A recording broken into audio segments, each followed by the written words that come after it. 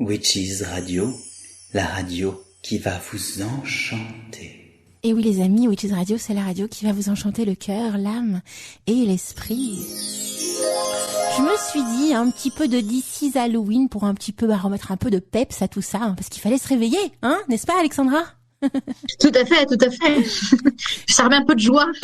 Alors, on était déjà dans la joie avec ta méditation, moi je peux te le dire. Hein. J'étais en larmes ce matin et le fait de te réécouter justement parce que j'ai encore le souvenir, tu vois, bien marqué de cette expérience de ce matin. Ah bah j'ai pleuré, j'étais émue et c'est assez hallucinant.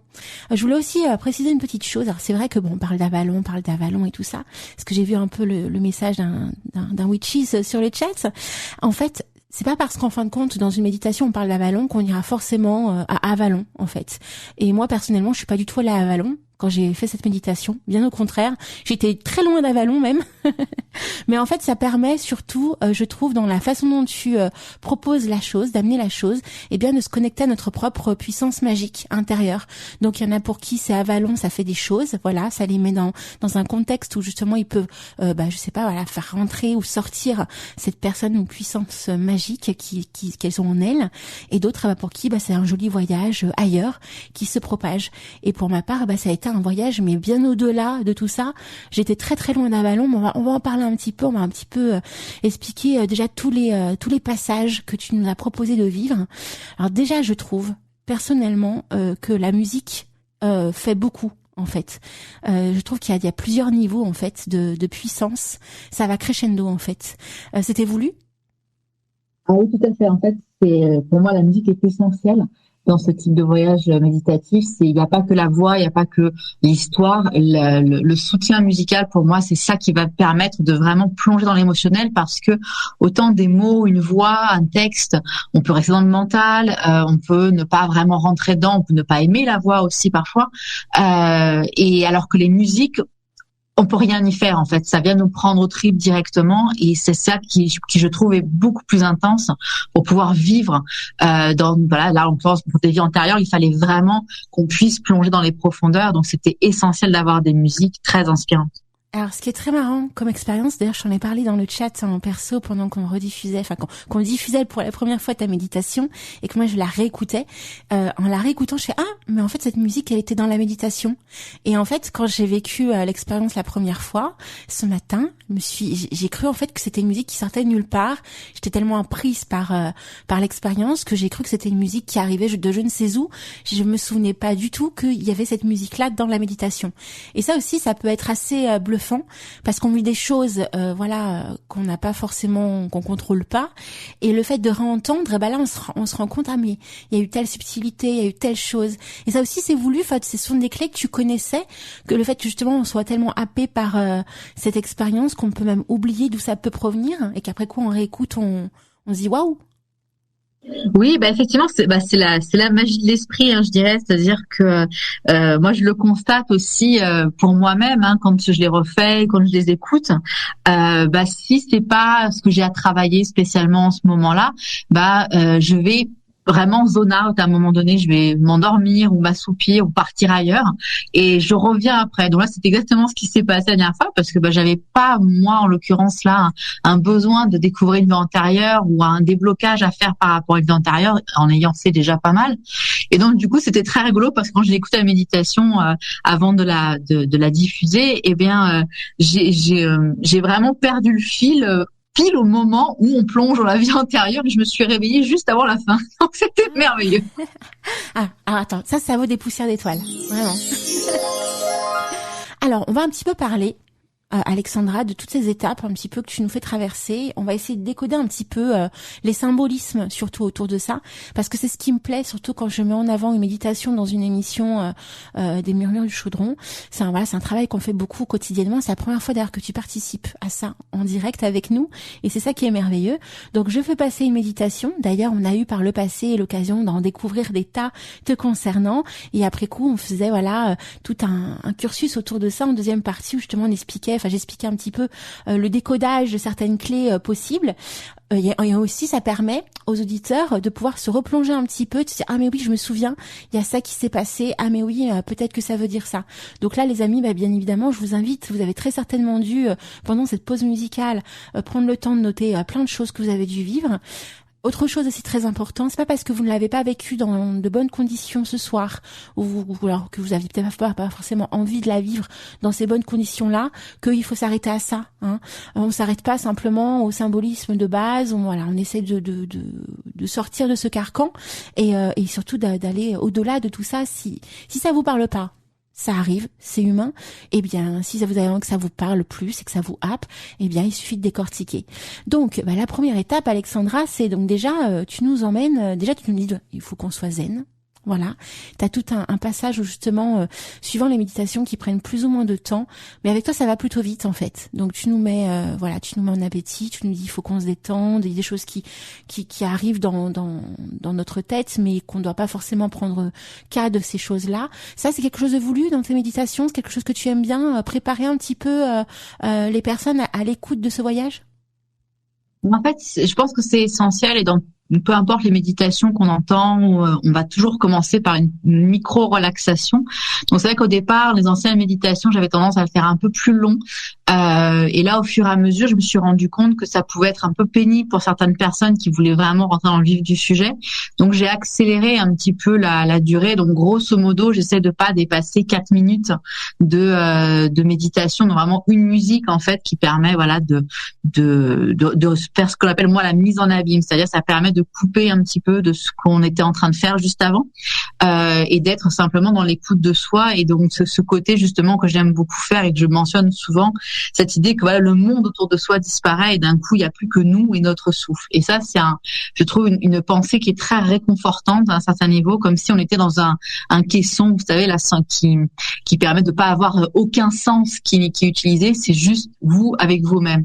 Alors ça peut être flippant pour certaines personnes, mais pour d'autres ça peut être très très relaxant et ça permet justement de garder cette connexion avec le souffle tout en continuant après à se laisser emporter par les mots. Et ça c'est magnifique. Alors dans cette méditation, donc voilà, tu nous expliques tout ça et ça y est, on y va. Donc la voix de la déesse qui t'emporte sur l'île d'Avalon, magnifique. On est en hauteur, entre les nuages. Et d'un coup, alors il y a cette musique enchanteresse qui accompagne ta voix. Et d'un coup, on est plongé au cœur de cette magie, au cœur du monde de cette magie. Et on arrive sur la tour de Thor. Est-ce que tu peux nous parler un petit peu de cette tour? Parce que c'est vrai que tu es très happé par tout le côté un peu Avalon. Et Thor a tout un symbolisme pour Avalon. Tu peux un petit peu expliquer pour les auditeurs qui ne connaissent pas? Bien sûr. Alors en fait, le Thor, oui, on voit souvent dans cette tour, la tour Saint-Michael, qui est en haut du Thor. Donc le Thor, en fait, est une colline en forme de labyrinthe en 3D, c'est-à-dire qu'il y a vraiment tout un parcours labyrinthique que symbolise cette montagne. Là, en l'occurrence, dans la méditation, je me suis servi de ce labyrinthe en interne. Donc c'est ce que souvent on considère qu'il y a, encore une fois, comme le côté sorcière, as above, so below. Donc tout ce qui est au-dessus est comme ce qui est en dessous. Et donc, du coup, dans la mythologie, on considère que cette montagne, qui est effectivement le cœur de l'île d'Avalon, va être un labyrinthe justement qui n'a qu'un seul chemin. Donc on fait le chemin à l'aller comme au retour, c'est le même chemin qui nous fait faire des allers-retours de droite à gauche, donc comme une espèce d'équilibrage en fait à la fois de nos énergies, de notre esprit, et on revient après on ressort après de ce labyrinthe à neuf, je dirais. Et donc c'est vrai que à Avalon, c'est effectivement le point de mire, puisque c'est là que vraiment c'est le lieu de culte en fait. Avant il y avait un cercle de pierre, maintenant il y a cette fameuse tour Saint-Michael, puisque quand je dis maintenant, je veux dire que l'île d'Avalon dans la mythologie en fait a été reliée à la ville de Glastonbury dans le sud-ouest de l'Angleterre. Donc c'est une ville qui était autrefois entourée d'eau et de marécages, donc ça faisait une île. Maintenant, il y a plus d'eau autour, mais il y a toujours ces brumes qui se lèvent très régulièrement. On est en Angleterre après tout, donc ça arrive souvent. Et c'est vrai que cette île-là et cette colline était justement le lieu de culte par excellence canalisait toutes les énergies. Et donc la petite chose intéressante à savoir, c'est que la tour, donc maintenant qui reste un vestige sur le haut de cette colline à Glastonbury, c'est le vestige justement d'une abbaye qui était là. Et donc c'est quand on sait que justement Avalon était relié donc au féminin sacré, aux prêtresses des anciennes traditions celtiques. Il faut savoir que le nombre de fois où les abbayes se sont écroulées en haut de cette colline, ont eu des tremblements de terre, des incendies, etc., on ne les compte plus. Donc là, c'est le seul tour qui reste, donc une tour qui est complètement vide maintenant, et qui est restée quand même debout, mais on va dire que la déesse n'apprécie pas trop visiblement les signes catholiques qui sont un petit peu trop phalliques à son goût. D'accord. Alors pour les witches qui ne connaissent pas Glastonbury, moi j'y suis allée, j'ai adoré. C'est un endroit en plus, cette ville est envahie de sorcières. Voilà, vraiment, et de sorciers. Il y a des boutiques de sorcières partout. Vraiment, c'est magnifique à voir. Voilà, pour ceux qui aiment Harry Potter, c'est un petit peu le chemin de traverse version voilà anglaise. Hein. Et aussi, il y a aussi un festival qui se met en place chaque année. Il y a plein d'artistes et notamment Myrzine qui a joué aussi pas mal de fois là-bas. D'ailleurs, on fait plein de gros bisous à Myrzine au passage. Et aussi, sans oublier Glastonbury quand même, comme tu le dis. C'est l'endroit mythique d'Avalon. Enfin, je trouve aussi qu'il y a beaucoup de choses autour d'Avalon qui se fait, qui se dit et qui se montre là-bas, et notamment cette fameuse tour, cette colline avec voilà ce monument en haut de la colline où on nous dit qu'effectivement c'est la représentation donc de Thor. Donc moi aussi j'ai vu et c'était magnifique à voir. Par contre, il faut être motivé à monter en haut de la colline, moi je te le dis. Et aussi alors ça se fait. Alors, le labyrinthe est compliqué à faire soi-même parce qu'il est plus trop visible, donc il faut un guide. Ouais. Mais maintenant, en fait, il y a 2 accès avec des petites marches. Ça se fait quand même relativement bien. Moi, j'y suis pas, je l'ai pas fait. Je l'ai pas monté la colline. Je l'ai vu de loin, mais je l'ai pas monté. Par contre, pour les witches, faut que tu retournes. Il faut y retourner. Et en plus, alors c'est aussi merveilleux. Il y a, alors, à l'époque où j'y suis allée, je sais pas si c'est encore le cas aujourd'hui, mais dans les années 2016 à peu près, il y avait un bed and breakfast tenu par une vraie sorcière, où à l'intérieur vraiment, c'est vraiment sorcière quoi. La décoration 100% witch, c'est hallucinant. Et il y a que les Anglais pour faire ça forcément.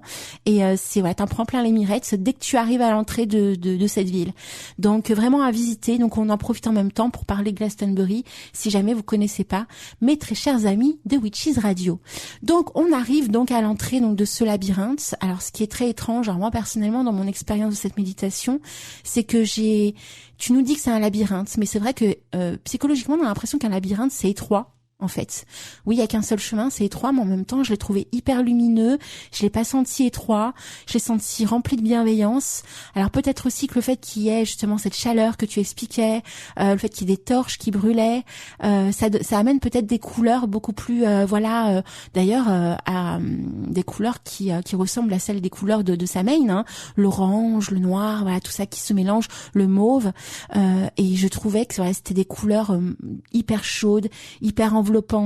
Et on avait la sensation en fait de rentrer dans ce tunnel, dans ce labyrinthe, mais de la bonne manière, pas d'une manière sombre, noire, difficile, dure, tu vois, mais vraiment on a l'impression qu'il allait avoir quelque chose qui allait nous tout transcender à l'issue de ce chemin. C'était voulu ça, cette expérience-là?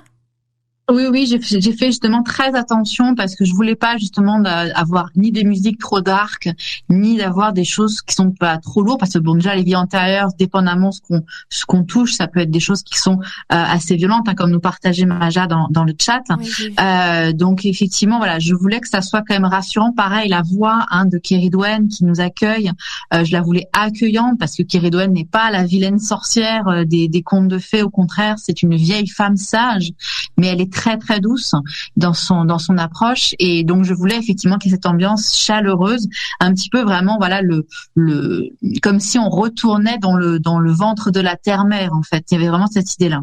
Il y avait vraiment le symbolisme du chaudron. D'ailleurs, j'en parle tout le temps de ce symbolisme du chaudron. On est dans les murmures du chaudron, hein. C'est pas pour rien. Mais j'avais fait toute une émission autour du chaudron et de son symbolisme. Et c'est vrai que quand on arrive au bout donc de ce labyrinthe, on voit cette sorcière On voit cette vieille dame, cette vieille femme, toute la représentation en fin de compte de cette sorcière qui, vue de l'extérieur, paraît vraiment méchante, malsaine, sombre, noire, alors que pas du tout. Et ça, je trouve ça magnifique. Et ça m'a replongé dans l'un des rêves que j'ai fait au tout début de mon cheminement avec la sorcière chewing-gum, de cette sorcière qui a allongé son cou pour me parler dans une langue que moi seule j'entendais, que moi seule je pouvais comprendre. Et vraiment, après c'était ma méditation à moi, dans mon expérience, mais pour moi ma Keridwen, c'est ma sorcière chewing-gum. Donc et en plus ça faisait un moment que j'attendais son retour, parce que depuis 2013 je n'avais pas eu l'occasion de retrouver cette sorcière chewing-gum dans un rêve ou ailleurs. Et là j'ai été émue, mais oula, excuse-moi. J'ai été très émue de la revoir, en fait. Et vous l'appelez Keridwen, enfin tout le monde l'appelle, lui donne un nom en particulier qui est propre à chacun de votre cheminement. Mais moi, pour moi, c'est ma sorcière chewing-gum. Alors bon, c'est peut-être étrange comme nom, mais comme elle avait le cou qui s'allongeait dans ce rêve-là que j'avais fait en 2013, je l'ai appelée comme ça. Et en plus, ce qui est dingue, c'est que quand j'ai fait ce rêve, j'ai eu peur parce que j'étais au tout début de mon cheminement. J'avais encore une image de la sorcière très, très sombre, en fait. Et je me souviens, dans ce rêve, je lui ai dit non, moi je suis une bonne sorcière, je suis pas une mauvaise sorcière. Et le fait de la retrouver, tu vois, presque 10 ans plus tard, dans ta méditation, avec toute sa bienveillance, avec ce chaudron qui est en ébullition, cette potion qu'elle nous fait boire, enfin qu'elle fait boire, c'est juste magique. Voilà, donc je suis encore très chamboulée par cette expérience que je découvrais ce matin, les amis, donc je suis encore bien happée. Et le fait de l'avoir réécoutée là tout à l'heure, ça m'a remonté des souvenirs. Donc je m'excuse si je suis un peu émue ce soir. C'est pour ça aussi que j'ai demandé à Alexandra d'avoir la méditation avant, parce que je savais pas du tout ce que t'allais nous concocter et dans quel état j'allais me retrouver, et je pensais pas non plus être un petit peu émue ce soir, donc je m'en excuse. Mais voilà, je trouve qu'il y a tout un fort symbolisme autour de l'image de la sorcière, en fait, dans ta méditation, qui est magnifique, vraiment. C'était voulu? Oui, il faut vraiment nettoyer cette vision négative, en fait, de la sorcière, même le mot qui est très négatif. D'ailleurs, ce n'est pas le cas chez nos voisins anglophones. Witch n'est pas quelque chose de négatif. Et donc c'est vrai qu'en français on n'a que sorcière comme mot, mais c'est quelque chose qui pour moi est important, et de plus en plus là on voit les courants mettre plus en avant ce côté de la sorcière qui est la femme qui sait, la sachante, simplement celle qui est en équilibre avec la nature. Mais nos choix après, le fait d'être une mauvaise ou une bonne sorcière, c'est simplement l'intention qu'on y met derrière. Donc c'est sûr que si on veut faire du mal aux gens, si on veut dominer le monde, oui, on a probablement le chance d'être une mauvaise sorcière. Mais si on est dans cette mouvance de vouloir comprendre la nature, faire part de cette nature, travailler à apporter de la guérison autour de nous, là on est une bonne sorcière. Donc en fait c'est simplement un mot au final qui est à un petit peu nettoyer sous ce péjoratif qui a été mis par le côté catholique, qui en a eu peur parce que c'était des femmes justement qui avaient un certain pouvoir, donc un pouvoir qu'on n'expliquait pas, et ça c'est quelque chose qui n'était pas admissible dans une société patriarcale. Donc d'un coup en fait on en a fait des femmes diaboliques. Et là, comme nous partageait Maja, sorcière, pendant là où est court. Mais Seigneur, on va arrêter peut-être ce genre de choses-là. Et là, on est je pense, dans cette phase de guérison, de ce passé, en fait. On en parlait un petit peu dans le chat, ces héritages générationnels qui parfois ne sont pas simplement que dans notre propre lignée, mais également, il faut considérer qu'on a toutes les mémoires du monde dans nos gènes, en fait, mais les mémoires de toute l'humanité. C'est pas pour rien qu'il y a plusieurs personnes qui vont dire moi, dans une vie antérieure, j'étais une prêtresse, j'étais Cléopâtre, j'étais César, etc. Parce qu'en fait, on partage tous cette mémoire commune, et donc on retouche ces mémoires dépendamment de ce qu'elles vont nous permettre de nous approprier dans cette vie-là, de comprendre certaines choses, certains enseignements. Et ça, c'est quelque chose qui, à mon avis, est vraiment pas mal en ce moment, en fait, cette guérison-là. D'ailleurs, c'est très intéressant puisque tu nous partageais justement, parce que j'ai eu plusieurs petits clins d'œil aujourd'hui sur cette fameuse période de 10 ans plus tôt. Oui. Parce qu'il y a 10 ans, pour Lughnasadh, donc pour le 1er août 2012, c'est la seule unique fois que je suis allée à Glastonbury, c'était donc il y a 10 ans. Oh. Et ce soir même, c'est il y a 10 ans où j'ai fait mon tatouage pour la déesse Morrigan. Donc on est dans cette période de 10 ans également, et là c'est pile le jour, tu vois. Donc il y a quelque chose comme ça, je pense qu'il y a un cycle qui est en train de se nettoyer là. Ouais, ah bah c'est magnifique. Donc tu fêtes une sorte d'anniversaire en fait autour de tout ça, quoi. Ah oui, c'était très intriguant. J'ai eu des conversations avec certaines personnes aujourd'hui, justement un homme justement qui m'a parlé de sa passion pour Avalon et la déesse Morgane, et je l'ai regardé mais les yeux écarquillés. Ça m'arrive tellement rarement d'avoir un homme qui me parle de ces choses-là. Alors bien sûr, je sais que ça existe, hein, mais dans ma clientèle, ce ne sont que des femmes, et les gens autour de moi ce sont que des femmes en fait qui partagent ce genre de croyances. Donc là, d'avoir un homme qui me parle de tout ça, fasciné par Avalon, par la déesse Morrigan, j'ai dit mais ok, là il y a du message de l'univers, là c'est clair. Ah c'est sûr. En plus, c'est très touchant parce que tu vois, donc on échange à l'antenne, on a des auditeurs qui nous écoutent ce soir, on a d'autres qui partagent leur expérience aussi sur le chat, donc c'est très touchant et très émouvant. D'ailleurs, je suis aussi très touchée parce que c'est la première fois que je vois Maja et Mandy Lane connectés également sur le chat, donc je vous fais plein de gros bisous et on vous remercie d'être à l'écoute ce soir et d'avoir partagé, notamment Maja, ton expérience autour de cette méditation, vraiment, et ça devait être très intense à vivre parce qu'effectivement, tout ce qui est en lien aussi avec le bûcher, tu l'expliquais tout à l'heure, c'est transgénérationnel. Hein. Quand on s'intéresse à ce milieu, c'est jamais un hasard. Bon, en ce moment c'est la mode, ok, il y a eu Harry Potter, il y a eu tout ça, mais quand même, je trouve que voilà, je me suis toujours dit ça, et c'est un ressenti que j'ai quand je discute avec plein de monde de ce milieu, de cette communauté qui est là depuis très longtemps, ou alors qui arrive tout récemment. Mais dans tous les cas, j'ai vraiment la sensation qu'on s'intéresse pas à la sorcellerie parce que c'est fun ou que c'est à la mode. Et d'ailleurs, je vais vous dire un truc, à mon sens, ceux qui pensent que c'est fun et que c'est à la mode ne s'en rendent pas compte au moment où ils le vivent, mais demain ne seront plus avec nous en fait, pas parce qu'ils seront morts, hein, rien à voir, mais parce qu'en fin de compte ils s'intéresseront à autre chose. Et comme on dit, beaucoup d'appelés, peu d'élus. Et ce que je me rends compte également, moi je sais que dans 20 ans, dans 30 ans, si je suis encore là, je serai encore intéressée par cet univers et par ce milieu. Donc que ce soit public ou pas, je serai encore en plein dedans, parce que c'est un cheminement de toute une vie en fait. On ne peut pas s'autoproclamer sorcière en 2 minutes, c'est pas possible, ou en 2 mois, ou en lisant un livre, ou en écoutant une émission, voilà, c'est impossible. Voilà, c'est un cheminement de toute une vie, et d'ailleurs l'histoire nous l'apprend également. Et il faut vraiment penser à ça, et pas se dire je vais aller dans ce milieu pour devenir badass et avoir de super pouvoirs et devenir voilà la plus grande sorcière ou le plus grand sorcier que la Terre ait connu, parce que c'est pas du tout ça le cheminement en fait. Le cheminement, c'est d'apprendre à se connaître surtout, et d'apprendre aussi les bienfaits de la nature, à se guérir, à guérir les autres, à rendre la vie des autres aussi belle que la nôtre. C'est aussi tout ça, d'avoir un cheminement de sorcière. Il y a un côté très mystique également, un symbolisme spirituel très très fort également. Il y a aussi une responsabilité en fait autour de tout ça. C'est pas je fais ça pour le fun parce que je suis dans un RPG, non. On n'est pas en train de se prendre pour des Hermione Granger ou des Harry Potter.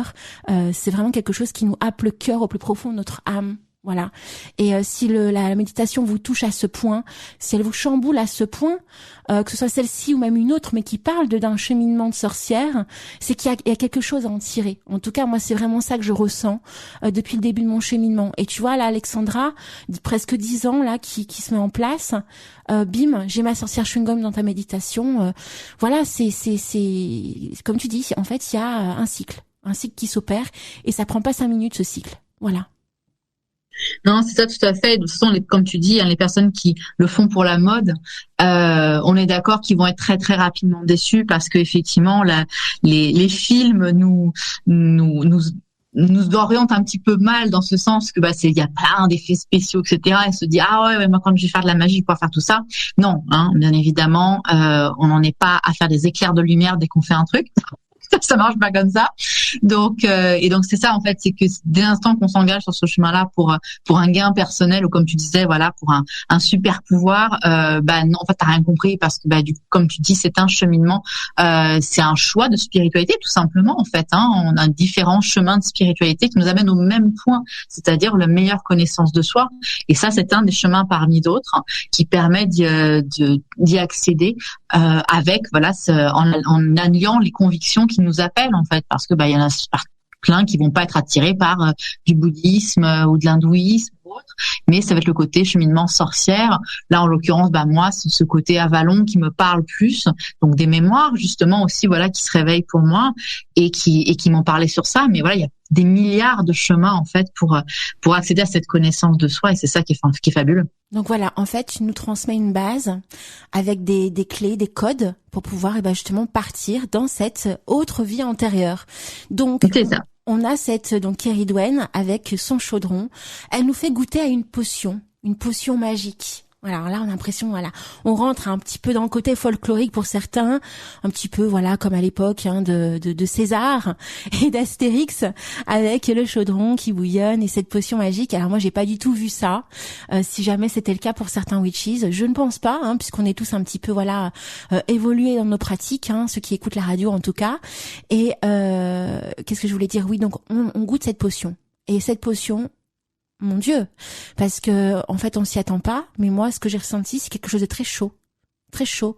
Alors déjà on se sent bien dans cette caverne avec cette sorcière, avec cet énorme chaudron qui bouillonne, et le nectar, c'est un nectar, c'est pas du liquide vraiment liquide, c'est un nectar en fait, ce qu'il y a dans cette louche. En tout cas moi c'est ce que j'ai vu, magnifique, qui brillait, voilà.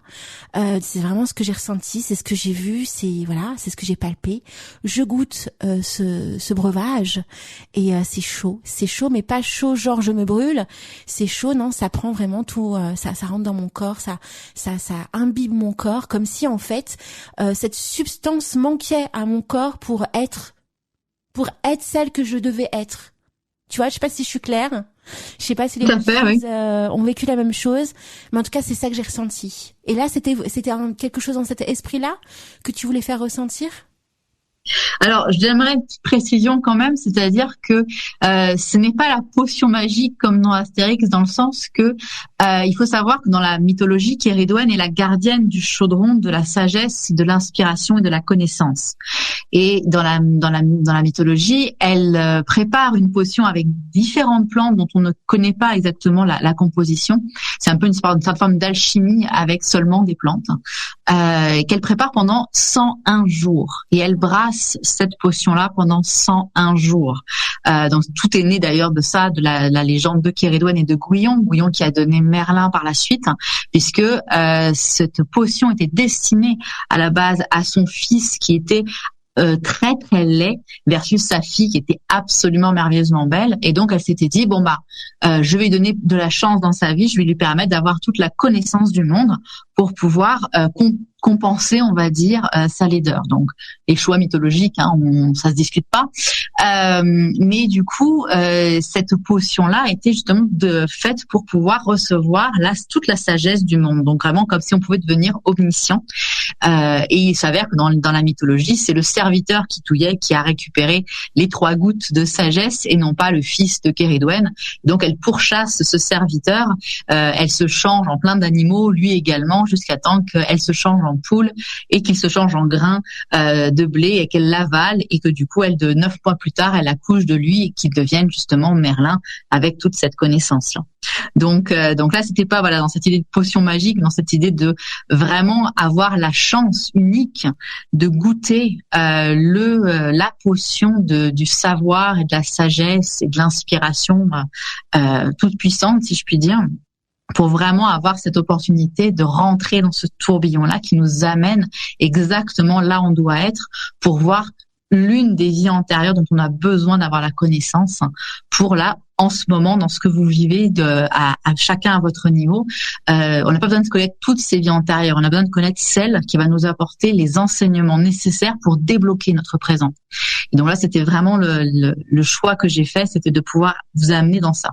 Donc là, tu vois, on arrive à un level encore supplémentaire. Comme je vous ai dit depuis le début, en fait, il y a des levels, en fait, des niveaux qui s'opèrent, qui ça va en puissance. Donc on boit ce breuvage que voilà qui nous permet justement de faire vivre la personne magique qui sommeille en nous, en fait, tout simplement. Mais surtout, bah, tu as très bien dit, je trouve, qui est relié aussi à la connaissance. Alors peut-être aussi psychologiquement, je sais pas, mais dans ce tourbillon, moi j'ai vu des livres, plein de livres.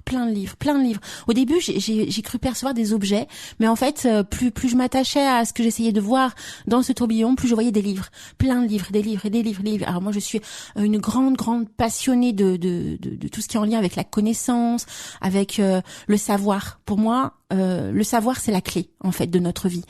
Quand on sait pas les choses, on en a peur et on a du mal à évoluer, on a du mal à avancer, d'où les dogmes, d'où toutes ces superstitions, toutes ces peurs aussi qu'on a des autres, parce qu'ils font des choses un peu étranges autour de nous, c'est parce qu'on ne connaît pas, on ne sait pas certaines choses. Et donc, c'est le savoir, à mon sens, c'est ma vision, qui fait que ça nous permet d'avoir le pouvoir de l'esprit, surtout avant tout, parce que le fait de connaître la chose nous amène à avoir justement ce pouvoir sur nous-mêmes et sur le monde qui nous entoure. Je sais pas ce que t'en penses, Alexandra. Est-ce que je suis totalement d'accord avec toi. C'est pour moi c'est essentiel aussi. Ça a toujours été. C'est ça qui m'a amené en fait même dans le monde de la magie, dans le monde des sorcières. C'était ça. C'était c'est l'éternelle question pourquoi. Et d'avoir enfin une réponse, de pouvoir comprendre pourquoi ça m'arrive, qu'est-ce qui se passe, je voudrais comprendre, etc. Et donc ça a toujours été une quête pour moi avant de découvrir tout le monde de sorcières. Moi, je suis allée en recherche scientifique, donc c'est dire que c'était vraiment inscrit en moi ce besoin de savoir. Et oui, je trouve que c'est la plus grande puissance qu'on peut avoir. Et d'ailleurs, c'est pas pour rien que dans les différentes époques, on a supprimé le savoir du peuple pour qu'il ne sachent pas ce que les dirigeants font pour eux. Et donc, on se rend bien compte qu'on est dans une société maintenant qui sait de plus en plus de choses et qui se laisse pas autant mener par le bout du nez parce que on a accès à cette connaissance plus librement. Ah, c'est totalement ça. Ça mérite des poussières d'étoiles. Oh! Ah ouais, non, mais moi, j'ai toujours ressenti, c'est ça, c'est la clé. La connaissance, c'est la clé. Ensuite, ma très chère Alexandra, donc on avance encore d'un level, ça monte crescendo. La musique qui est aussi beau pour beaucoup, voilà, elle accompagne ta voix, elle accompagne tes mots, et ça nous permet après coup, on est happé. Et après ce passage-là où on boit ce breuvage, là on entre dans l'action encore plus, et là on vit une période particulière, on rentre dans une vie antérieure. Et c'est là toute la magie, parce qu'il y a une musique qui arrive, qui nous entraîne. Et je pense, à mon sens, je sais pas si c'est voulu, mais je crois que tu m'en as parlé un petit peu en off sur le chat. C'est une musique très particulière qui de l'ancien temps, que tu as voulu vraiment mettre en avant, justement pour permettre cette possibilité justement d'aller vraiment en arrière, tu vois, de retrouver un petit peu l'origine de base. Et aujourd'hui, tu vois, maintenant là, j'arrive plus à analyser, mais sur le moment quand je l'ai vécu, je me suis laissée porter par la musique, et moi je suis partie, je me suis retrouvée dans une grande pièce entourée de plein de bougies, je dansais, j'étais entourée de plein d'yeux, en fait, plein des yeux qui me regardaient, des yeux qui étaient cachés dans une brume avec plein de couleurs, des yeux remplis de couleurs différentes, diverses et variées. Et à force de la méditation, je me suis aperçue que ces yeux en fait étaient des animaux, plein d'animaux de toutes sortes, mais vraiment un truc de fou, des créatures magiques, enfin vraiment de toutes sortes, qui sont approchées vers moi, qui m'ont qui m'ont accueilli, je dansais, qui m'ont accueilli comme étant mes protecteurs, et ça a été magnifique à vivre. Ah oui, ça c'est quelque chose qui est comme je dis, j'ai trouvé par hasard. Enfin oui, en un certain sens par hasard cette musique. C'est pourtant un auteur que j'ai utilisé par le passé qui s'appelle Scott Buckley. Et je connaissais pas cette musique-là. Je suis tombée dessus. C'était pas dans la librairie que j'avais sélectionné. Puis là, en cherchant des choses bien particulières, je tombe cette chanson-là qui s'appelle Soul Searcher. Donc le chercheur de l'âme, on va dire. Et c'est vrai, quand j'ai écouté cette musique, ça m'a fait penser à ça. Ça m'a fait penser vraiment à comme le son primordial du monde. Les chants, en fait, si on écoute bien, il n'y a pas de mélodie, de musique derrière, c'est juste des chants. Il n'y a pas de rythme non plus. Donc c'est comme poser de manière très intuitive cette musique-là. Et je trouvais que c'était parfait pour justement ne pas imposer quoi que ce soit à la personne qui écoute, pour qu'elle puisse vivre ce qu'elle a à vivre, parce que effectivement, on peut être emporté dans plein de vies antérieures différentes. Je ne peux pas contrôler ce que vous allez voir de vos vies antérieures, parce que je ne vous connais pas déjà, et que c'est pas mon but de vous imposer une vie antérieure. Bien au contraire, c'est de que vous puissiez trouver celle qui est la vôtre. Et je trouvais que c'était juste parfait, cette musique-là, et donc j'ai été guidée visiblement pour la trouver et pour pouvoir la mettre là, parce qu'elle avait vraiment sa juste place. Et alors, ce qui était magnifique, à un moment donné, dans cette méditation, tu nous dis, vous allez entendre un nom, on va vous appeler par un nom. Alors, je sais pas si les witches ont eu l'occasion de ressentir ou d'entendre ou d'avoir un mot qui sortait comme ça après coup. D'ailleurs, si c'est le cas, vous arrivez à vous replonger là pendant que vous nous écoutez et qu'il y a un mot qui vient là, écrivez-le, parce que moi, j'ai trouvé un nom, enfin, j'ai même pas trouvé. Il y a un nom qui est sorti, Atraxa. Atraxa. Je me suis dit, ok, Atraxa, c'est quoi? Et après avoir fait cette méditation, donc je me suis remise un petit peu de mes émotions. J'ai cherché un petit peu sur internet, j'ai cherché Atraxa, Atrax. J'ai trouvé plein de trucs divers et variés, très étranges. Notamment, tu m'en as parlé tout à l'heure, Alexandra. C'est un jeu de cartes magique. C'est un ange un ange protecteur d'un jeu de cartes magiques. Alors moi je ne suis pas du tout dans ces milieux-là, RPG et tout ça, donc déjà je l'avais vu ce symbolisme cet après-midi, je me suis dit bon, c'est étrange, c'est un ange qui vient d'un jeu de cartes magiques, mais aussi alors j'ai trouvé en Atrax, donc une ancienne cité antique de la Thessalie. Je me suis dit bon, peut-être que, mais je suis pas non plus super happée par la Grèce ou par la mythologie grecque, même si ça fait quand même partie du cheminement de la sorcière de s'intéresser un petit peu aux mythologies. J'apprécie énormément Diane par exemple, mais je suis pas non plus happée que ce soit par le côté un peu romain ou grec. Donc j'ai ça. J'ai aussi toute une histoire autour de l'île de Skyros là-bas, avec l'histoire de la princesse de l'île de Skyros.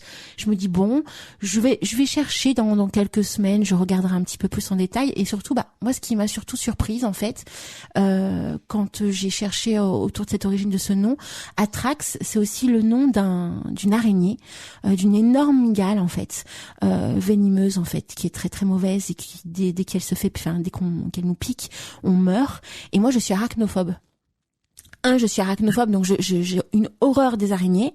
De deux, j'étais entourée d'animaux, comme si en fait ils m'accueillaient en fait, tu vois, comme si j'étais mes protecteurs et que j'étais leur bébé en fait, j'étais entourée d'animaux avec une merveilleuse bienveillance. Et ce que j'ai trouvé dingue, c'est que je me dis si Atraxa ça a un lien avec une araignée alors que je suis arachnophobe, peut-être que là il est vraiment temps.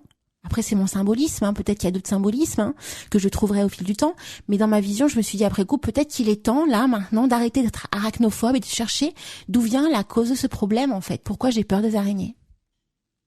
Oui, effectivement, c'est un beau message par rapport à ça. S'il y a eu un trauma réel ou si c'est quelque chose justement acquis au niveau de ta vie, au niveau de ton éducation. Moi, par contre, pour avoir regardé la fameuse carte Magic, en fait, moi, ce qui m'a interpellée dans la description de la carte, donc ces cartes de jeu, justement, comme des jeux de rôle mais en format carte, c'est que dans la description, en fait, ça dit au début de votre étape de fin. Ouais. Ah, oui, je me souviens, effectivement. Ouais. Et donc du coup, je trouvais que ça pouvait être au-delà d'un nom spécifique, ça pouvait simplement être ce message-là par rapport à ce que tu peux vivre peut-être en ce moment. Donc je ne sais pas dans ton quotidien, mais toute la description, c'est ça qui m'a le plus frappé en fait. Donc en plus on est à Samhain, donc voilà, il y a tout un lien avec cette idée de fin pour une renaissance. Donc peut-être qu'il y a ce message-là aussi qui est pour toi. Mais voilà, encore une fois, les messages et les symboliques, ce qui est le plus important, c'est ce que vous ressentez juste en fait. C'est-à-dire que si toi, là en fait, tu ressens que c'est plus ce message par rapport au fait de guérir ton arachnophobie, effectivement, va par là en fait, clairement. D'accord, ouais, donc ça aussi c'est important en fait, c'est pas que le symbolisme on va dire universel de ce que l'on peut trouver en faisant ces recherches là après la méditation, mais c'est aussi ce qu'on ressent au fond de notre cœur. Oui, Tout à fait. En fait, encore une fois, moi, c'est vrai que, comme je le dis à plusieurs reprises, je suis convaincue en fait que ce sont nos émotions, nos sentiments en fait qui nous donnent les messages dont on a besoin. Et ça, c'est quelque chose qui ne peut pas être. On peut pas mentir des sentiments, on peut pas mentir des ressentis physiques, etc. Donc, c'est des indicateurs pour moi qui sont extrêmement importants et qui vont toujours avoir le dernier mot, si je puis dire, par rapport à toute réflexion, recherche qu'on peut faire, parce que voilà, on le sait, c'est tellement viscéral que c'est pas discutable, c'est pas logique, c'est juste une sensation, et donc c'est important pour moi de suivre ça. Alors pourquoi j'ai ressenti ça aussi? Tu vois, là, je t'écoute, j'analyse, parce qu'en fait, tu vois, dans la méditation, personnellement, c'était comme si être entourée de tous ces animaux-là, c'est comme si je retrouvais ma famille, hein, tu vois. Et en fait, j'aime tous les animaux, vraiment, j'aime tous les animaux, sauf l'araignée, en fait, parce qu'elle me fait affreusement peur. Et moi, j'ai vu cette image-là, ce symbolisme-là, parce que je me dis, mais si tu aimes tous les animaux, l'araignée doit aussi faire partie des animaux que tu dois aimer. Donc il faut que tu arrives à soigner ce trauma, en fait. Tu vois, c'est pour ça. Surtout que c'est au niveau du féminin, c'est un totem qui est important, hein, comme je te le partageais, c'est le totem de la créativité, c'est la tisseuse de la vie en fait, hein, donc c'est extrêmement important pour moi à un niveau féminin sacré, si je puis dire, que le totem de l'araignée soit guéri, parce que moi c'est vrai que alors j'ai surtout là en ce moment à cette période un peu plus fraîche, pas encore trop dans le sud de la France, mais qui est un petit peu plus fraîche. Moi du coup voilà, j'ai des araignées, donc des araignées qui sont avec ces grandes pattes en fait toutes fines, hein, les dentelières qu'on les appelle, et du coup moi à chaque fois c'est mes belles demoiselles en fait.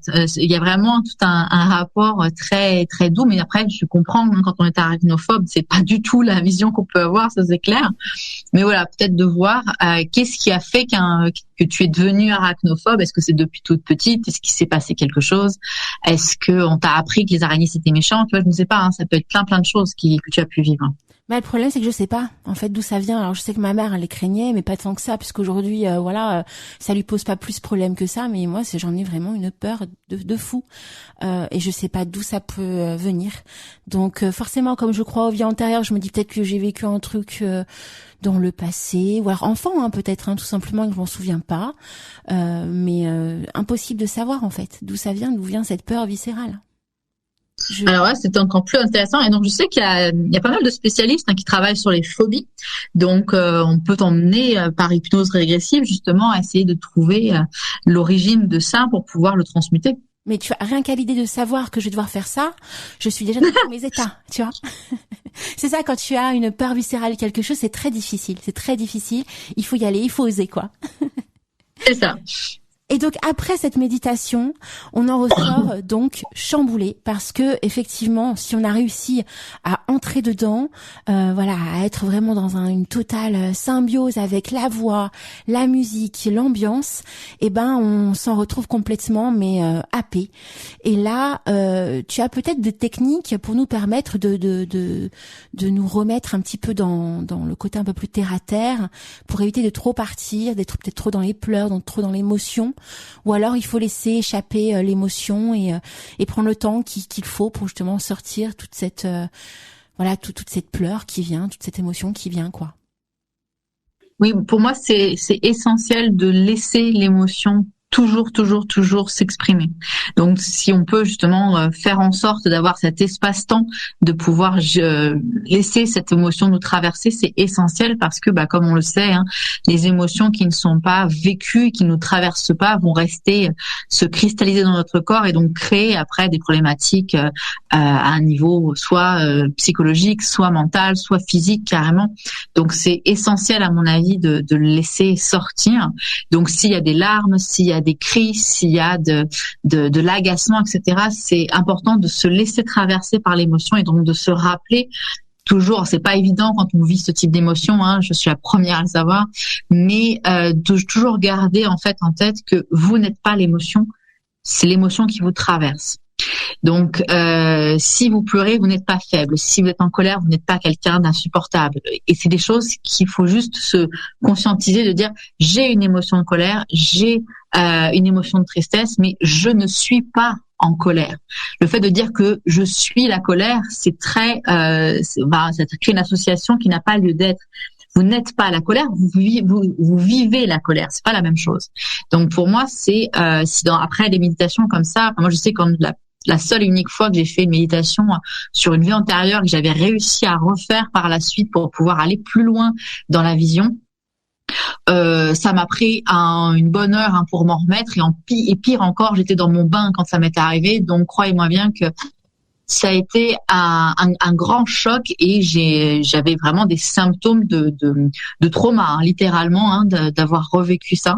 Donc j'encourage à vivre ça. Si éventuellement vous avez un partenaire, une partenaire ou une meilleure amie avec qui discuter l'après coup, ça peut aussi faire du bien pour pouvoir ressortir tout ce que vous avez vécu ou simplement comme tu le conseillais au départ, d'écrire pour que ça sorte. Tout simplement. Oui. Alors, je vais juste redire cette phrase magnifique que tu as dite là. C'est « Je ne suis pas l'émotion, c'est l'émotion qui me traverse ». Vraiment, cette phrase, elle est magnifique et elle prend tout son sens en fait dans les méditations. Tout à fait. Alors, elle est pas de moi la phrase. Je pense que je l'ai lue à plusieurs reprises dans différents ouvrages, mais du coup, c'est pour moi, ça m'a vraiment parlé et ça aide justement à s'autoriser à vivre les émotions parce qu'on est dans une culture où on nous interdit parfois beaucoup de vivre les émotions qui sont bonnes, les émotions qui sont mauvaises. Il y a un espèce de jugement alors qu'en fait, une émotion, elle est ni bonne ni mauvaise, c'est tout. Tout à fait. Ouais. Alors, ce qui est aussi magnifique, je trouve, à mon sens, c'est que le message énorme quand même de cette méditation, et puis même de toutes les méditations, c'est que ça nous fait évoluer, ça nous fait grandir, ça nous fait apprendre plein de choses sur nous-mêmes, ça nous guérit, ça nous soigne, pas simplement sur les vies antérieures, mais sur plein de sujets, qu'on y croit ou pas, ça fait du bien. Voilà. Et parce que derrière, il y a une émotion qui en ressort, il y a une expérience qui en ressort, qu'elle soit imaginative, fictive ou réelle, il y a quand même une émotion qui en ressort. Et moi, je pars du principe que, c'est ma vision, qu'à partir du moment où une émotion en ressort, on n'a pas le droit de dire à l'autre que l'émotion qui en ressort soit fausse, en fait. Sinon, dans votre méditation, vous avez une émotion intense en vous voyant, par exemple, en étant un druide, ou si vous avez une émotion intense en voyant en étant sorcière, une émotion intense, je sais pas, en allant et puis en voyant que vous êtes un soldat, ou peu importe, en fait, tant que vous avez une émotion intense qui en découle, en fait, pour moi, ça peut être que vrai, tu vois. Le corps ne peut pas mentir, en fait. La tête peut imaginer tout ce qu'on veut, mais le corps ne peut pas mentir. Et c'est à ça, en fin de compte, qu'on remarque également, si on part un petit peu dans les tours, ou si on se fait des films, si on ressort d'une méditation totalement chamboulée, à mon sens, c'est qu'on est vraiment dans la bonne voie, en fait. Sinon, ça reste une magnifique expérience, vécue comme si vous aviez découvert un film ou une série ou lu un livre, vous voyez. Mais pour moi, à partir du moment où il y a une émotion qui découle de l'expérience que vous vivez dans une méditation, ça peut être qu'une expérience qui est certaine, à mon sens. Tu en penses quoi, Alexandra? Oui, je suis tout à fait d'accord avec ça. C'est comme je dis souvent que le corps ne ment pas, les émotions ne mentent pas. On peut pas modifier ça en fait. Ça nous prend et c'est tout en fait. Donc c'est quelque chose qui effectivement, comme tu le dis, peu importe. C'est un peu comme les rêves en fait, que ce soit des méditations. Le rêve fait la même chose. Ce n'est qu'une histoire de symbolisme. Et l'important c'est le message que ça transmet. Donc on a effectivement que ça soit une vraie vision de vie antérieure ou pas, peu importe, l'émotion est là, le ressenti est là. Qu'est-ce que ça vous apprend? Qu'est-ce que ça vous amène comme information? À quoi vous pouvez vous servir? Comment vous pouvez vous faire cette information-là dans votre présent pour débloquer justement des douleurs, des schémas répétitifs, etc. Et ça, c'est encore une fois, comme on disait tout à l'heure, ce savoir, cet enseignement qui est précieux. C'est magnifique. Merci Alexandra. Alors, je me souviens dans l'émission sur la méditation, tu nous expliquais aussi que tu faisais un accompagnement. Donc, si on le souhaite, sachez qu'en fait, j'ai fait aussi une autre méditation que ce sont des méditations que j'ai achetées à Alexandra il y a quelques temps maintenant en arrière. Et si vous le souhaitez, on en parlait déjà dans cette émission autour de la méditation. Mais Alexandra nous fait un prix avant le 31 décembre. Donc, si jamais vous voulez vous procurer ces fameuses méditations de reconnexion, il suffit de la contacter également. Suivez à son site officiel. Et là, pareil, c'est à peu près une 50aine d'euros que coûte, un petit peu moins même, je crois. Donc c'est 40 euros. Oui, voilà, c'est 40 euros de mémoire, effectivement, que coûte la méditation. Donc, il y en a même 4. Il y a 4 méditations. Oui, il y a 4 méditations et il y a un fascicule, en fait, un petit PDF, un petit, il fait 34 pages, donc un grand PDF, un gros PDF. avec, puisque du coup, l'idée, c'est d'avoir des méditations qui sont effectivement progressives, et pour travailler aussi, voilà, après, donc, mettre en place, justement, des changements d'habitude. Donc, l'idée étant de faire un travail, donc, de reconnexion avec soi, ensuite de travail sur ses émotions, sur ses besoins et de travail sur sa protection en travaillant son énergie. Donc, j'ai créé, voilà, un petit fascicule qui permet de faire le switch entre l'ancienne vision, la vision classique qu'on peut avoir de ces différents sujets vers la vision un peu plus, une vision alternative, en tout cas une des visions alternatives qu'on peut avoir. Et donc plusieurs petits exercices, questionnements qui permettent de vous aider à approfondir la méditation en elle-même. Donc du coup voilà, ça c'est un petit accompagnement que vous avez disponible. Donc comme je disais, voilà, je l'ai mis en place que pour les witches jusqu'au 31 décembre, à savoir que du coup ces méditations-là sont maintenant également incluses dans un plus gros accompagnement, justement pour pouvoir aller un peu plus loin, pour avoir un accompagnement rapproché et en plus avoir d'autres informations plus complètes. Donc là, en fait, sur mon site, on est sur la page d'accueil de mon site. Vous avez un lien qui s'appelle Rendez-vous découverte. C'est un appel téléphonique gratuit de 30 minutes qui permet voilà de faire un petit peu un état des lieux de la situation, de ce que vous avez besoin en ce moment, des problématiques que vous pouvez vivre en ce moment et qui me permet après de vous orienter sur d'autres propositions que je pourrais avoir ou de vous aider simplement à clarifier des choses pour que vous puissiez après trouver les solutions pour vous, que ce soit moi ou quelqu'un d'autre bien sûr. Et donc, évidemment, Alexandra développe beaucoup plus ces éléments-là dans la fameuse émission sur les méditations et ces mystères. Donc, si jamais vous l'avez pas écouté cette émission, vraiment, je vous invite à l'écouter en podcast. C'est gratuit, là aussi. Et je sais aussi que tu as diffusé ou que tu diffuses nos sessions sur Witches via ta chaîne YouTube. Donc, on peut aussi retrouver, je crois, l'émission via ta chaîne YouTube. Oui, à chaque fois en fait, dès que j'ai le replay disponible, je le remets directement sur ma chaîne YouTube. Donc là, pareil, le replay est disponible sur ma chaîne YouTube aussi. J'ai créé d'ailleurs, je crois, une playlist replay et interview. Voilà, donc. Et bientôt, tu auras un replay spécial Witches Radio, hein. C'est ça, exactement. Donc là, il y a un mélange. En fait, il y a un autre replay de Witches Radio parce qu'il y avait celui de l'année dernière, du 3 octobre. Oui, exact. Qui est dessus, et les autres c'est des replays de live Facebook que j'ai fait sur ma page. Donc du coup, je les ai mis là et donc à chaque fois que j'en ai, hop, je les mets. Parce que alors ce qu'il faut savoir, les Witches, en fait, c'est la première saison en fait où j'invite Alexandra en direct parce que je me souviens les fois précédentes, c'était des enregistrements en fait. On se donnait rendez-vous, on enregistrait la session et après coup je diffusais la session. Et là, c'est vraiment la deuxième fois qu'Alexandra vient en direct sur Witches Radio et peut échanger avec vous en direct aussi. Donc ça, c'est magnifique. Je pense, à mon sens, à vivre. Je trouve ça un beau cadeau. Voilà. À faire pour les witches, parce que justement on t'a avec nous, donc pendant 2 heures là, si on a des questions, tu réponds et t'es là, c'est vraiment, je trouve, magique, à vivre. Et moi je souhaite vraiment ça avec tous nos invités, avoir ce petit côté un peu cocooning où on vous a rien qu'à nous pendant ce laps de temps de 2 heures où justement les witches, ils ont des questions à poser à ces invités là qui nous portent au cœur, et vous êtes là pour nous et ça c'est beau. Merci. Je pense que c'est très, justement, ça permet d'avoir quelque chose de très très vivant et c'est vrai que moi-même je suis très friande de pouvoir avoir les questions en live pour pouvoir y répondre en live et parce que effectivement quand on a une chaîne YouTube, le problème c'est que il y a peu de personnes qui laissent des commentaires sous les vidéos. C'est pas toujours le cas, surtout quand c'est un petit peu intime comme ça, quand c'est les méditations qui vont profondément. Donc les personnes n'osent pas forcément non plus envoyer un mail pour être justement à un niveau plus intimiste. Donc c'est vrai que je n'ai pas, je vois juste les likes ou je vois les nombres de vues, mais je n'ai pas après les retours directement. Donc j'apprécie ces moments-là aussi où je suis invitée, avec toi, Alina, pour pouvoir un petit peu plus et accompagner les gens dans ça, parce que c'est un petit peu le cœur de mon travail. C'est-à-dire que moi je suis une accompagneuse, donc j'aime justement suivre les gens dans leur évolution et donc quand je vois ces retours en direct, c'est juste parfait, quoi. Et donc les Witches, sachez-le aussi, si jamais c'est votre première émission autour d'une méditation sur Witches Radio dans les murmures du chaudron, ce que j'apprécie aussi surtout de faire quand je vous fais découvrir une méditation, un créateur ou autre, c'est derrière vraiment en deuxième partie qu'on décortique ensemble ce que vous avez vécu. Et le fait de le faire avec la créatrice de la méditation, je trouve que c'est encore meilleur à faire parce que justement on a aussi ton symbolisme à toi, un petit peu ce que tu voulais mettre en avant, et on a appris plein de choses ce soir autour de cette méditation.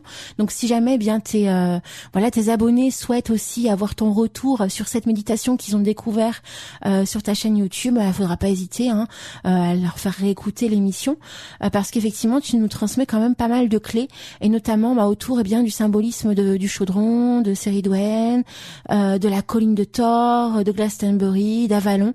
Donc il y a quand même plein de choses autour de ça.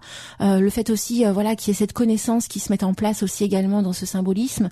Et puis après coup, il y a votre méditation, il y a votre vie antérieure qui part, et là si vous avez plein de clés qui se mettent en place, là Alexandra, si tu as des questions, tu pourras répondre, il n'y a aucun problème. Ah oui, tout à fait. Voilà, si je peux aider dans les différents symbolismes, c'est avec grand plaisir, parce que comme tu dis, voilà, moi il y a les intentions que je mets dans la méditation, mais bien évidemment, comme toi-même tu as pu le vivre, comme tu disais, tu es pas du tout allé à Avalon, et il y a plein de gens en fait qui du coup Avalon ça va pas forcément leur parler, donc ils vont arriver dans une colline avec un souterrain, voilà, et encore parfois même pas. Et moi ça me surprend toujours en fait quand j'ai des personnes qui me disent j'étais dans un truc comme ça, je fais mais j'ai pas du tout dit ça. Et en fait, c'est ça qui est fabuleux, parce que d'un coup, la personne s'approprie vraiment la méditation et vit ce qu'elle a à vivre. Et au final, la méditation guidée, c'est bien quand les gens arrivent à faire ça, parce que le problème de la méditation guidée, c'est que ça fait justement une idée qui est bien figée, et on peut parfois se perdre en disant moi j'arrive pas à voir ce truc-là, ou j'arrive pas à ressentir ça, ou j'arrive pas à faire ça. Et parfois, on s'empêche de faire autre chose ou d'aller vers ce qui nous aurait tenté. Et il y a des personnes qui, justement, se laissent simplement porter par ce qui vient, peu importe ce qui est dit. Et ça, je trouve, c'est la vraie liberté de la méditation, parce que là, l'objectif, c'est que je crée un espace-temps pour que vous puissiez vivre ce qu'il y a à vivre, que vous suiviez exactement ce que je dis ou pas. Il y a pas d'importance en fait. L'important c'est que vous puissiez vivre ce moment-là. Donc j'adore en fait avoir des retours parfois. Je me dis quand même, il y a des gens qui ont vu tout ça. Donc c'est fabuleux en final. Moi, la question que je me pose quand même par rapport à toutes ces expériences de vie faites en méditation, quand on a justement un créateur qui nous emmène quelque part, comme ça a été ton cas avec Avalon, le fait qu'on connaisse autant de choses sur un sujet, comme par exemple Avalon, est-ce que ça peut empêcher justement que l'expérience puisse prendre vraiment son envol? Parce que tu vois, je me dis, si tu connais trop de choses sur un sujet, tu vas peut-être tout de suite être enclin à penser à tort, sans le vouloir, à vouloir te porter là-dedans. Alors que pas forcément, tu vois, parce que la preuve en est, moi je connais Avalon, je connais tous les mythes qui autour d'Avalon, mais je suis pas du tout partie à Avalon, quoi. Et puis même au départ, quand tu nous as positionné au départ de cette colline, tu nous parles de Thor, mais moi même pour moi Thor, comme c'est pas quelque chose qui fait partie de mon quotidien, même si j'apprécie beaucoup le mythe et tout ça, et que j'étais à Glastonbury, je suis pas happée par tout ça, donc ça fait que j'ai peut-être pu, à mon sens, m'en aller à l'endroit où je devais m'en aller, tu vois. Est-ce que tu penses que ça après c'est pas forcément gênant de connaître justement j'ai échangé avec une de mes clientes très très fidèles que j'ai vu cet après-midi, et qui me disait en fait que ça lui faisait un bien fou de pouvoir réécouter les méditations où je parle d'Avalon, parce qu'elle a fait tout un cycle d'ateliers avec moi où on a travaillé sur ça, et en fait elle adorait pouvoir aller là, et en fait c'était très réconfortant pour elle de pouvoir retomber dans ces énergies-là. Donc si on connaît beaucoup de choses sur ça, c'est pas grave, parce que moi ça nous permet de vivre dans cet imaginaire-là qu'on apprécie. Et si on n'est pas tant connecté que ça, ou si là aujourd'hui on n'a pas forcément envie de se connecter à ça et se connecter à autre chose, comme ça a été ton cas, c'est ok en fait. Donc au final on voit qu'il y a rien qui empêche rien dès l'instant que notre esprit est ouvert à l'expérience. Alors je te pose cette question parce que moi par exemple je suis happée par Atlantide. L'Atlantide c'est quelque chose qui me passionne, et à chaque fois que j'essaye de faire une méditation autour de l'Atlantide, j'y arrive pas quoi. Je me dis j'ai peur en fait que l'imagination prenne le pas et que je ne puisse pas vraiment vivre l'expérience que j'aimerais vivre, tu vois, parce que trop Atlantide, trop dans le côté mystique d'Atlantide, et j'arrive pas à rentrer dedans. Donc je me suis dit peut-être que c'est la même chose en fin de compte avec ceux qui connaissent très très très bien le mythe d'Avalon et peut-être qu'ils ont aussi cette même complexité qui s'opère et se dire ça y est, c'est Avalon, on va parler de ça, on va vivre ça et il y a plus de mystère. Tu vois ce que je veux dire? Alors, on ne va pas savoir ce qu'on va vivre, en fait. C'est pas parce qu'on te donne un lieu qui est précis que on va savoir exactement ce qu'on va y vivre. Oui. On va savoir qu'on va aller dans tel ou tel lieu, mais en fait, le Thor peut servir à des milliards de choses différentes, par exemple, que ce soit à l'extérieur ou à l'intérieur. Et peut-être que, enfin, moi, je sais que c'est ce qui m'arrive, vu effectivement que je suis de plus en plus maintenant très spécialiste sur Avalon, parfois ça m'agace d'entendre des gens dire des choses qui pour moi ne sont pas vraies.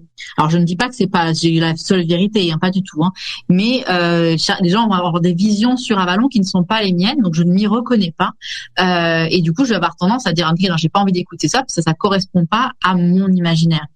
Et il faut se rappeler que l'imaginaire en fait c'est l'âme qui agit dans l'air. Donc, c'est important d'être connecté à cet imaginaire-là. Et si toi, tu as cette connexion avec l'Atlantide, qui, pour certaines personnes, à l'Atlantide, c'est les ancêtres des prêtresses d'Avalon, puisque c'est les rescapés de l'Atlantide qui auraient créé l'île d'Avalon par après. Donc du coup, si toi tu as quelque chose d'une reliance très particulière avec l'Atlantide et que tu tombes sur des méditations qui parlent de ça et où finalement tu connectes pas, peut-être que c'est pas tant que tu connectes pas parce que tu as peur d'y mettre tout ce que tu connais par rapport à l'Atlantide, mais peut-être que du coup ce que tu connais diffère de ce qu'Avalon va te faire vivre peut-être. Ouais, et c'est pour ça que tu vois que si tu me parles d'Avalon, pour moi ça me perturbe moins. C'est très très bizarre. Mais effectivement, j'ai su qu'il y avait une corrélation entre l'Atlantide et Avalon par rapport à tout ce qui est écrit et qu'on retrouve un petit peu sur Internet et dans certains bouquins de recherche. Mais c'est étrange parce que j'ai l'impression que pour moi, l'Atlantide c'est vraiment c'est le summum. Tu vois, je sais pas comment expliquer. Peut-être que je mets ça trop sur un piédestal.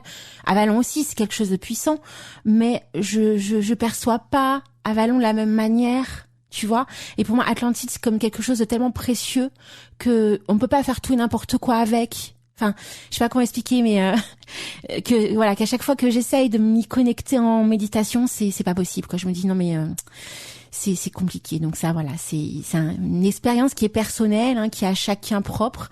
Mais je me dis bon, peut-être que ceci peut expliquer cela, même psychologiquement, quand certaines personnes, veulent rentrer dans des méditations mais n'y arrivent pas parce qu'elles sont peut-être trop happées par l'histoire que génère aussi ce lieu et qui fait que ça ne leur parle pas, en fin de compte, tout simplement de cette manière-là. Voilà.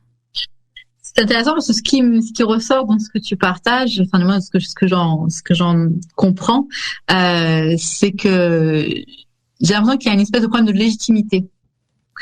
C'est-à-dire que, comme tu as tout à fait raison, effectivement, l'Atlantide et Avalon n'ont pas du tout les mêmes vibrations, même s'il y a un possible lien entre les deux. Par contre, il est vrai que l'Atlantide est plus ancienne.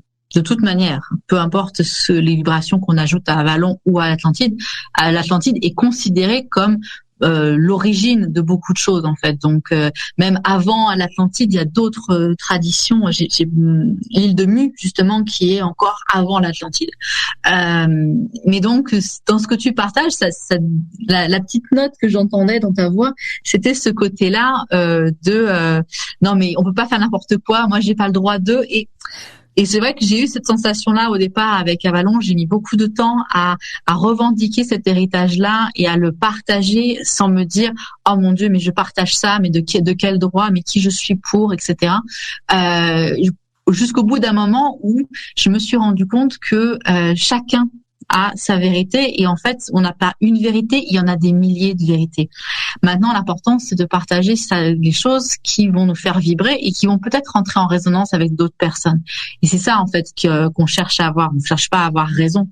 Et donc là quand on met sur un piédestal autant quelque chose, comme toi tu peux le faire avec l'Atlantide et comme moi j'ai pu le faire avec Avalon, souvent voilà c'est nous-mêmes qui nous interdisons de connecter à ça parce qu'on se dit je mérite pas, je suis pas légitime, etc., etc. Donc, je sais pas si ça résonne avec ce que tu vis, mais c'est ce qui m'est venu en t'entendant. Alors, c'est dingue que tu dis ça parce que c'est totalement ça. En fait, ce qui se passe, c'est que j'ai découvert Atlantide bien avant Avalon, bien avant mon cheminement de sorcière. Donc presque depuis que je suis toute jeune, hein, je connais Atlantide, je m'intéresse à l'Atlantide. C'est l'une des choses les plus hallucinantes dans ma vie, l'Atlantide, depuis mon plus jeune âge. Donc j'ai fait des recherches, des tonnes de recherches autour de ça. Bref, et par contre, Avalon, j'ai découvert Avalon à travers les mythes donc de Brocéliande, à travers les brumes d'Avalon, tu sais là, le film. Et en fait, pas que je considère Avalon moins intéressant ou plus voilà, mais en fait dans ma vision, comme j'ai découvert Avalon d'une façon plus plus voilà, c'est un petit peu comme Harry Potter, quoi, tu vois, dans ma vision, hein, encore une fois, même si ça l'est pas, côté un peu magique, tu vois, pour moi, voilà, c'est une île magique avec des grands prêtres, des grandes prêtresses, qui ont des pouvoirs magiques, chose que j'aimerais avoir aussi, voilà, au fond de mon petit cœur, d'apprenti. Ça fait que je ramène, pour moi, à Avalon, à quelque chose qui, dans ma vision, ne peut pas forcément avoir existé, en fait, mais plutôt qui existe dans mon cœur et dans mon être. Tu vois, comme étant le lieu où on apprend la connaissance magique, en fait, comme on pourrait l'apprendre à Poudlard dans Harry Potter, tu vois. Alors que l'Atlantide, c'est quelque chose à mes yeux, encore une fois, de tellement puissant, qui existe bien au-delà, comme tu l'expliquais tout à l'heure, avant même de ce que l'on découvre sur Avalon, que forcément, bah oui, ouais, je mets sur un piédestal l'Atlantide. Et en plus, alors, je vais dire un truc, Disney a essayé de sortir, on va dire, sa version de l'Atlantide, que bon, elle était très sympa cette version, mais que j'ai pas trouvé très en adéquation avec la réalité, même si elle était très sympathique. Mais voilà, pour moi, l'Atlantide, c'est quelque chose qu'il faut pas toucher, en fait. Et tu l'as tout à fait ressenti, en fait, sans que je le dise réellement, mais c'était ça, en fait. Parce que justement, j'avais découvert Avalon d'une autre manière, et si j'avais découvert Avalon de la même manière qu'Atlantide, peut-être qu'effectivement j'aurais un autre état d'esprit aujourd'hui aussi également. Oui, parce qu'effectivement, dans ce que tu décris de l'Atlantide, et d'Avalon, Avalon n'est absolument pas une école de magie à la Harry Potter. Hein. Il faut savoir que les prêtresses n'avaient pas de pouvoir magique. Les prêtresses avaient simplement en fait cette connaissance des forces de la nature. Donc c'est pas la même magie que dans Harry Potter, bien au contraire. Elles utilisent des plantes, elles utilisent des potions, etc. Alors oui, dans le film, hein, on voit Viviane manipuler les éléments et on voit Ygritte pouvoir parler à distance en créant un avatar d'elle, etc. Donc oui, ça fait partie du domaine un peu plus Harry Potter. Mais à la base, en fait, dans les écrits, et d'ailleurs, on n'a pas du tout ça dans les ouvrages de Marion Zimmer Bradley. Ce côté très très magique visuel qu'a donné le téléfilm n'existe pas dans le livre. En fait, il n'y a pas de projection comme ça. On est vraiment sur ce savoir simplement, donc et ces communications intuitives, télépathiques, donc là qui ne viennent pas spécialement d'un domaine magique et de pouvoir surnaturel, mais peut-être simplement un entraînement, un travail en fait sur l'intuition qui a été très très poussé. Donc pour moi en fait, les prêtresses d'Avalon ne sont pas des magiciennes. Pour moi, c'est vraiment des femmes qui ont maîtrisé un savoir et une discipline qui ont permis justement de décupler le développement de leur sens intuitif et d'avoir justement pour de donner cette impression de magie pour les gens qui ne connaissent pas, mais au final, c'est simplement un travail sur elles-mêmes qu'elles ont sublimé. Donc, un peu de la même manière de ce que tu décris dans l'Atlantide, ce côté justement piédestal, etc. Moi, c'est ce que je vis avec Avalon. J'ai cette vision-là de l'Atlantide, même si moi, je suis moins reliée à l'Atlantide, mais je peux totalement comprendre cette vision-là et cet attrait qu'on a aussi pour l'Atlantide, parce que dans les deux cas, ce sont des cultures, des mythologies qui sont reliées à cette idée d'un concept de société qui a atteint un état d'harmonie, qui a atteint un état de connaissance et de savoir absolument phénoménal. C'est une forme d'utopie, en fait, qu'on peut chercher à atteindre. Et donc, je comprends cette idée d'intouchable, entre guillemets, qu'on peut avoir par rapport à ces deux visions-là. Mais dans le monde dans lequel on vit, au final, si on est tellement attiré, quand on est attiré par des mythologies de ce style-là, et même beaucoup d'autres, hein, il y a encore beaucoup d'autres mythologies dans notre monde. Si on est attiré par ça, ça nous inspire en fait quelque chose. Encore une fois, moi, c'est un peu ma devise. Comment je peux m'en servir maintenant, dans mon présent. Comment ça peut sublimer justement mon présent? Parce que oui, de fait, on va jamais retourner à Avalon.